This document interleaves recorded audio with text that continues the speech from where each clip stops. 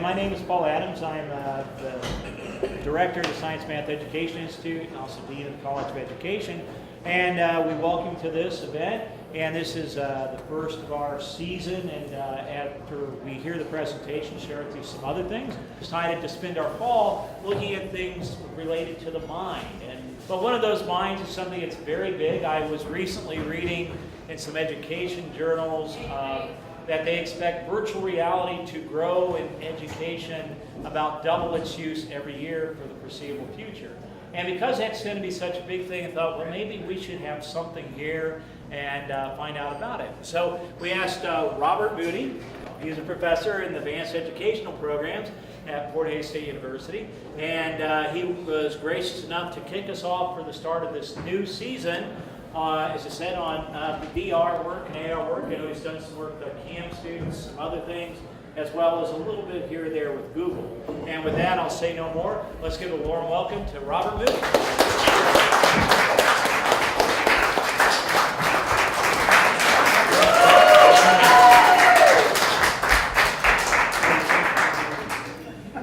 Okay.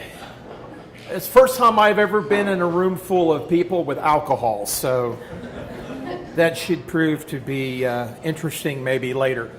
So what you're going to get is what we've been thinking about doing, what we're playing with, and what I really hope out of this is to get some emails exchanged, because we have an end product in mind, which I'm going to share with you. We've got some pieces in place, but there are gaps in our knowledge, because we all can admit we don't know what we don't know until we ask and put ourselves out there and say, hey, here's what we're trying to do. It is K-12 focused, and the context is, it says classroom workplace, and in our department those terms are interchangeable because we have teachers who want to advance. We also have grad students who are in private industry, who are corporate trainers, who are also in higher ed. But it's really about changing the way we do things to engage our participants. For me, it's students. Why I volunteered to do this, because I love talking about our department's involvement with Google in the state of Kansas. But what you see up in front of you is a map. The red stars are the school districts that we have personally trained. The blue stars were influenced by our training. The little gold houses, those are educational service centers and private Catholic schools. The green diamonds, those are school districts that haven't gone Google, who are using something else. And then off to the right, you see a chart. So far, we've been collecting data in a survey. We still lack about 86 districts to respond to our survey, but so far in the state of Kansas, you can see an overwhelming majority of the school districts that have gone Google and are using Google innovative tools. So that's why we're here tonight. Now, when you talk about reality, there's three types. Sitting in this room together, you can't get any more realer than this, right? This is reality. There's nothing augmented about it. The more you drink, then it becomes distorted. Here we have real world, augmented. You notice that augmented is in the middle. Reality is anything that existed, or will exist. Then I love this quote. It's not reality that shapes us, but the lens through which your brain views the world that shapes your reality. And I'm thinking, okay, I wear glasses, so the lens for me becomes important, because right now my view of the world's distorted because I'm extremely narrow-sighted. So in order for me to enjoy reality, I have to have something to supplement what my eyes do for me now. Okay? Now when we talk about augmented reality, we're talking about doing something different to the environment that we're in.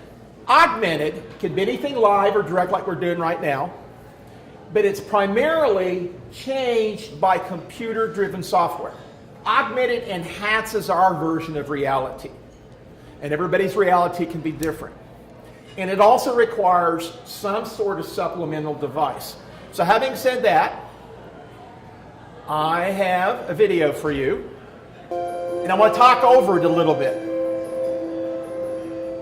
Being an educator coming from a K-12 environment, I'm not aware in the state of Kansas how many districts are using this technology to entice, to enhance instruction by allowing their students to have a mobile handheld device to add an extra dimension to the learning.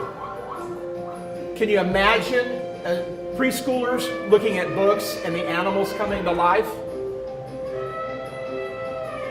We can imagine it because we're seeing it. Have you seen it in real practice? Susie and I have been to a lot of school districts. We're not seeing this. Do you think you can entice young readers to read if they could flip the pages of a book in an augmented reality? Of course you can. Are we doing this? Not to my knowledge in Kansas. Augmented reality.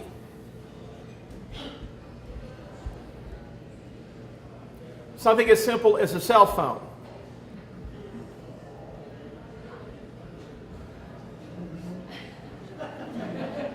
Okay, so, see, now he wouldn't be doing that if he wasn't looking at the screen. But what did it do to him? It engaged him. Okay, so if you're able to introduce things into an environment that creates engagement, then you can help win over the students. Now, this is something so simple. Somebody did this, somebody created this. Again, this is what I don't know how to do. I know how to introduce it and have some fun with it. But part of the learning process is throwing yourself out there and saying, help, I want to do this. I have a purpose for this. How can someone here, hopefully, help me, not just a kitty cat, but come up with something that would engage students in a classroom? That in itself is augmented.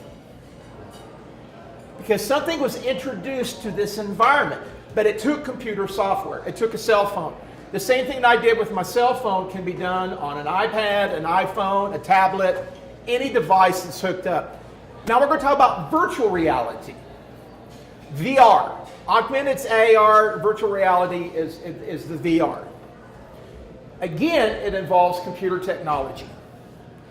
Or it involves a fancy camera like this guy right here. This is a GoPro 7. A colleague today was talking about being able to go into a classroom and having their students identify potential adaptive technologies in the classroom. Putting this in the center of a classroom with a pre-service teacher, and when her back is turned, videotape the classroom to tell her, when your back is turned, guess what's happening behind you? You have that ability. 360 video in the Google world through Google Expeditions is taking people to places they can't afford to go. So I've got a video I want to share with you. A 360 image where someone took a camera very similar to this one, stuck it in the ground, and ran very far away. Because you're not going to want these guys to walk up on you. One of the cool things about 360 video in the virtual reality world is I can move the camera and look and see what else is in this environment. Let me tell you how safe this is. You would not want to drop off a bunch of fifth graders in a field with live elements coming towards you. But this is an interesting way to introduce a species to a group of students. Now, imagine if you had a supplemental device, like the Google Chrome box. Susie and I were introduced to these a few years back, and we watched a group of people put these on, and they rode on a roller coaster. We saw people leaning, tilting, holding their stomachs, and they were screaming, I can't do this, I can't do this. One thing that they forgot was they're the ones holding it to their faces. All they had to do was pull it off. It does a number on your brain. But it also engages you in your own learning. So you've got this example, and that's as real as you can get without leaving the confines of your living room, your recliner, your classroom. Now, here's virtual reality that was created 100% by a computer. I love this video because it shows some dinosaurs interacting around me. It shows a mechanized vehicle that I'm surmising that this brought me here. And I had the hardest time figuring out, am I looking at the back end or the tail end? I'm not real sure. And then, all of a sudden, there's the neck. It gets a little scary because here in a minute, there he is, or she, is a T-Rex. Now, we deal in inferencing, higher order thinking questions with our students. What do you suppose is going to happen next? A young student might say, oh my gosh, he's going to come eat me. Well, not really, because this is pretend. He yawned on you, but the creator of this particular video did something really interesting. He just gave me a gift. Here's a fish for you. But because I haven't reacted and accepted his gift, he gets mad. That is virtual reality created at a different level. Now I want to kind of go back a little bit and talk about one of the wildest crazes that has happened in the United States is a Pokemon Go.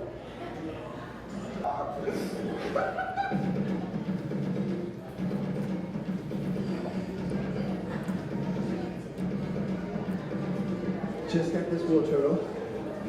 Oh my god, man. I'm almost out of breath.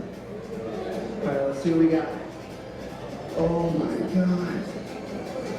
Are you kidding me? None of this means anything to me because I don't understand it, but I love it. What if we could create something that got these kids so excited that was attached to education? What is that one thing? I witnessed this firsthand in Edmond, Oklahoma, when we go downtown to go have some ice cream, and there's 500 to 1,000 people of all ages with their smartphones out. And I had kind of heard about Pokemon Go, and I thought, that's not for me. We ended up following families in matching t-shirts. And there were teams, and I thought, oh my gosh, here we have total family involvement. One of these guys popped up, someone would scream, and they would bolt and they would run as fast as they can. I saw a lot of overweight people running. I go to one of these Pokemon events, and there are people running and screaming about to have heart attacks. And I'm thinking, why can't we do that with education? We've got teachers who say, 85% of them, oh, this would make all the difference in the world. This report from Project Tomorrow says, you know what? Only 9% of our students will have exposure. And we can vouch for that because virtual reality training from us has not been a big thing, at least not in Kansas. Part of the reason is knowledge. You don't know what you don't know unless you're exposed to it. Because of the trainings and going out so much, we have opened up a lot of doors. And we've broken down some of those walls. Expertise. You're not looking at one that's an expert in virtual or augmented reality. But it changes so rapidly. Virtual reality and the tools that are out there changes every day. 3 things that we deal with all the time is budgetary concerns, you see it up there, accountability, we got to make sure it's safe, and rapidly developing technologies and trying to stay on top of those. Happens to be in line with my research agenda.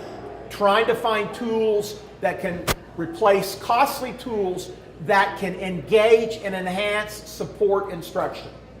Doesn't matter if it's the higher ed level or the K-12 level. And then you've got a big deterrent, which is costs. None of the things that I use today that it showed you cost me a dime, but they cost somebody to produce. The devices that I have here in front of you range in prices. I went to Walmart today, and this one is $29, this one is $17, this one is $14, this one is $5, this one was free at Chick-fil-A. This is the one that I almost lost my lunch over, that got me hooked on VR. Susie and I were at the ISTE conference. There's a group, the KVC Institute in Kansas City, Health Systems Innovation. They use these cardboard boxes to work with students that are have special needs, emotionally disturbed, and they put them in virtual reality environments to make them feel comfortable and safe. Okay? This is 99 cents from China. The resources that we have at the university, working interdisciplinary across campus, we have the ability to use what other people know how to do. We have the clientele to practice this on. We've got access to about 6,000 educators across the globe. There's a grant floating out there with Google Expeditions looking for a school district that has at least 350 willing participants, and Google will fund the grant and take on the new expeditions, which adds augmented reality to it. We need help. We can't make this journey by ourselves. We've cut the grass, we've trimmed the trees, we've got people saying what a nice yard you have, but we need to add. And the only way we can do that is with the support and the help of the Hayes community. We want to take your students to places they've never been before.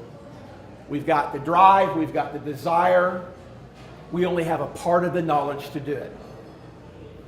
And all good educators sometimes have to just throw their hands up and say, help. We've also talked about working with cell phone providers. You know, when you trade in your old cell phone, what happens to those? Do they get repurposed? All you need is internet connectivity. You don't need the cell phone number. If you're in a classroom with others who have a wireless infrastructure.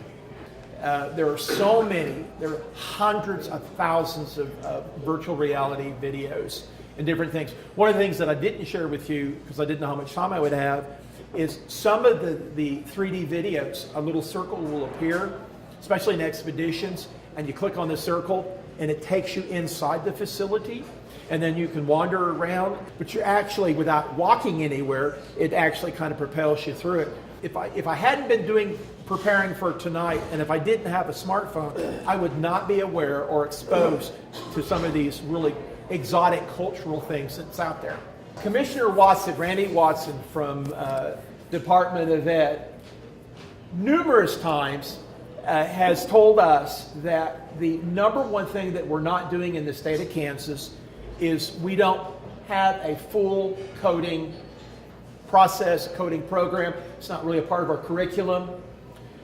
Because of that, we're missing out on an entrepreneurial opportunity, and that's app creation. If these kids from rural Kansas want to supplement their income and potentially support their family, because if they create something that's so profound, we're not doing that. We are focusing on the curriculum that we have, and part of the reason is not knowing how to do it. We were talking about Google Expeditions, and about 5 minutes ago, 30-second download, that's what I got. Was that Google Expeditions, and I just grabbed up this thing, put it in there, and that's what you were looking at. This is an interesting piece, and somebody mentioned education things. One of the side things I do is I will work with school districts or evaluate work in school districts. So I'm looking forward to going to Virginia sometime yet this fall, where they have a whole school district in Norfolk, Virginia, where they're going into state parks, and the teachers are going out, getting the video, and then creating the VR for their field trips. It has a lot of uses and potential, and that's why we wanted to bring it up here. So thank you for making us aware.